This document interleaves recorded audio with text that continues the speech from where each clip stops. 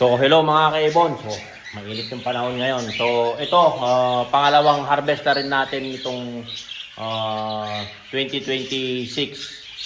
Pangalawang harvest. Nung unang harvest natin, hindi ko na i-post. Pero ipopost ko muna yun bago itong video na to. January ako nag-first harvest. Nasa YouTube channel ko po yun.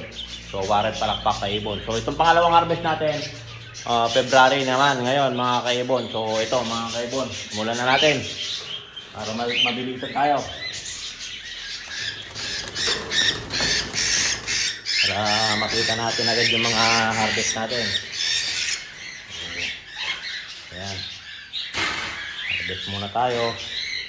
Para makita natin mga kaibon yung mga harvest natin. Ayan, simple lang. So ayan, lukot-lukot na lang tayo. Papakita ko sa inyo mamaya yung mga tulungan natin, mga harvest natin, para at least makita nyo mamaya, isa-isayin natin yan mga kaibon. So ayan. Ayan.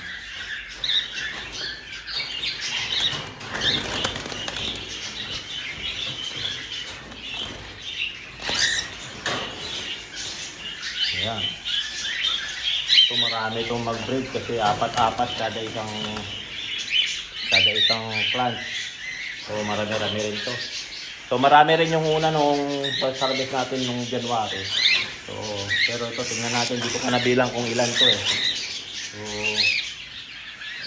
bilangin natin mamaya. So may kasunod pa yan by February ulit kasi marami pa sila oh. Marami pa. So kunin na natin yung mga pwede.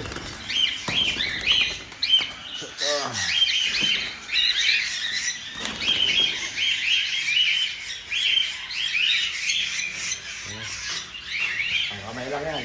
Testing lang mga kaibon. No? So mainit ngayon kaya pinagpapawisan tayo.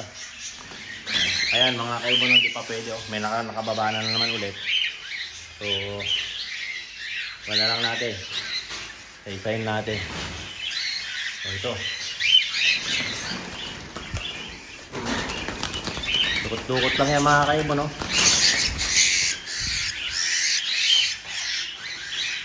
Lagyan natin sila lagyan.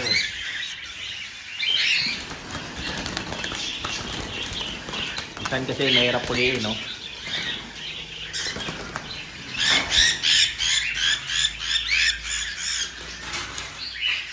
Ayan, no?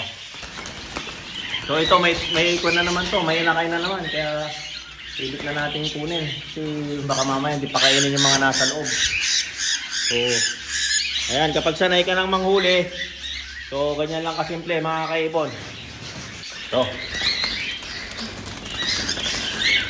ayan o, pulot-pulot na lang o.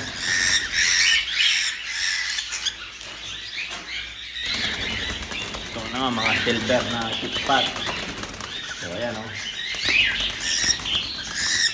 Kapag sanay ka na manghuli, gano'n na talaga manghuli.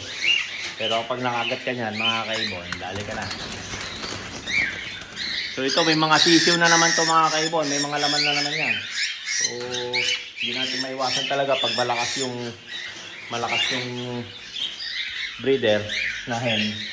So, hindi natin maiwasan yan. So ito, meron na naman mga inakay ko eh. So, ayan o. Dakma-dakma lang mga kaibon. So ayan o. Ayan.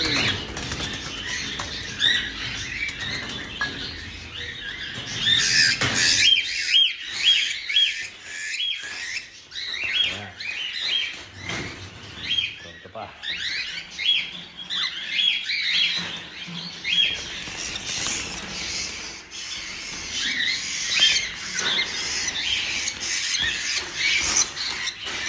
Hindi mo alam pag ganyan, parang konti pero ang dami. So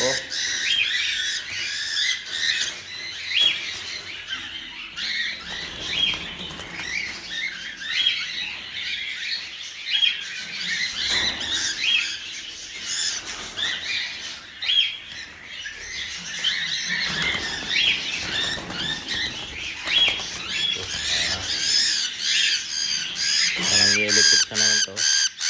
Parang lang, test muna natin. Kailangan matest breed yun. So, tignan pa natin kung meron pa. So, hindi pa pwede. Baka by next month na siguro yung iba. So, marami pa tayong hindi nakukuha, mga kaibon. So, ayun o. Meron pa dyan dito. Ayan o. Saka, doon pa sa taas. Saka ito. Ayan pa, meron pa o. Hindi pa nakuha. So, ayan mga kaibon. Review natin yung nakuha natin. Mga kaibon, so ito, unahin natin itong unang inharvest natin. So, ayan mga pastel na palo na single factor. So ayan, ito double factor mga kaibon. Tapos ito single factor na palo. 5 pearl. Single factor saka dalawang single factor na pastel na palo.